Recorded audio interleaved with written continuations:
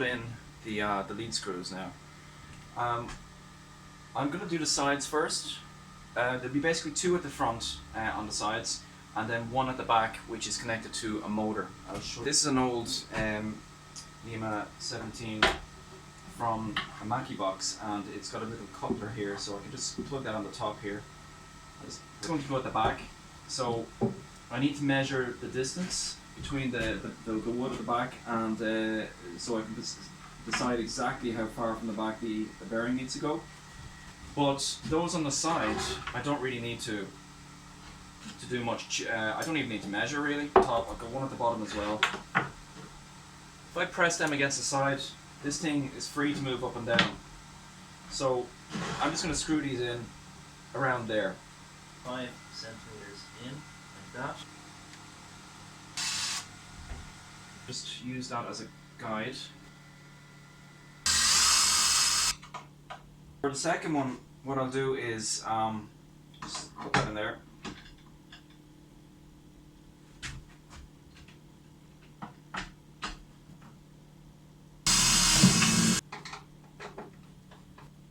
Yep.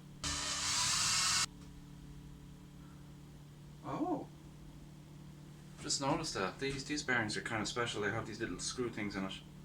Don't know why. It's not needed in this case, but useful.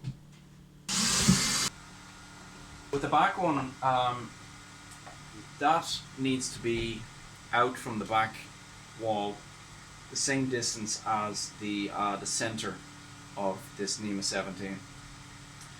So I need to make a 6.5 millimeter spacer. That's fine.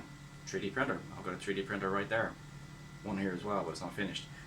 Okay, I have a spacer now, and the spacer goes onto the thing here.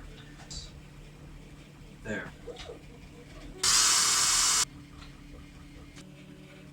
The mount for the NEMA 17 is finished printing, so I can just give it a bit of a clean up and then stick that on to. Yeah. So when I saw this mount on Thingiverse, I was worried that the motor is very heavy, so if I have this mounted on a wall like that, then there's the stresses are all coming down in that direction, so it might just fall off. But it turns out no. Most of the stresses in a NEMA 17 are actually rotational, so it's to do with the rotation of it, not the upward or downwards. And also because all the weight is going straight down, right down through the middle, the center balance is right in the middle. These don't really matter. We need to create mounts, 3D printed mounts for those little golden things, whatever they are, so that the hotbed will go up and down as the lead screws are turning. The motor here is going to turn the lead screw, which will raise the hotbed. In order to do that, it needs to be able to turn all of the lead screws at the same time. So to do that, we're going to connect them together with a belt. This is a GT2 belt. The teeth are about 2 millimeters apart. It's a belt, it's a rubber belt with a kind of a thread or fiber leading right the way through it, which makes it very strong. It can turn around things quite a lot before it breaks, but it's very strong. So we need to build, we need to 3D print some cogs, which I've done. So I've printed out some cogs. You can see these are fresh off the printer. They still got bits and pieces on them, and we're going to stick those cogs onto the lead screws. So the cogs are straight from one of the Thingiverse designs. It's got a little hole on the side here where you can stick a nut in, and then you can screw in something, and that will hold on to the lead screw which goes in there. So I'm going to get on with this. Yeah. Pretty stiff because.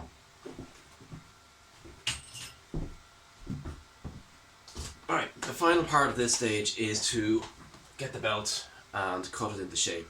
It needs to be in a loop. So we can't just stick one end onto the other using some sort of strap. It needs to be seamless almost. So let's do that. We'll measure it first.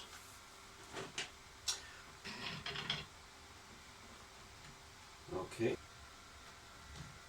right there. What I want to do is to splice these, and to do that I'm going to shave off some of the top of this and some of the bottom of this, and then stick them together with glue and clamp them down and leave them for a bit. So let's do that. We'll do that.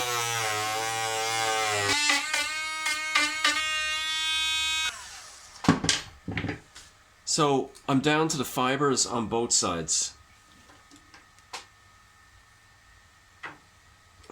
So all I need to do now is glue these together. Now obviously it's not going to be a perfect seam because there's a little bit of thickness difference, but it's close enough that it shouldn't cause a problem.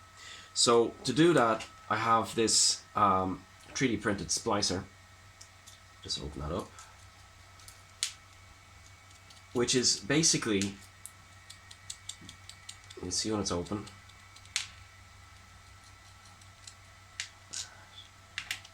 So it's just got a load of teeth in it that are at the same distance apart as a normal GT2 belt will be. Close it.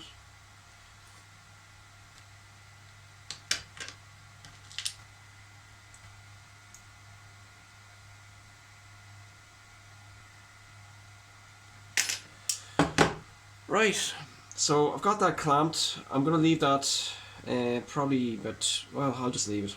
Leave it for a day. Come back to that tomorrow and we'll see how we're doing then. And then we'll put the belt on. Okay, so see you tomorrow.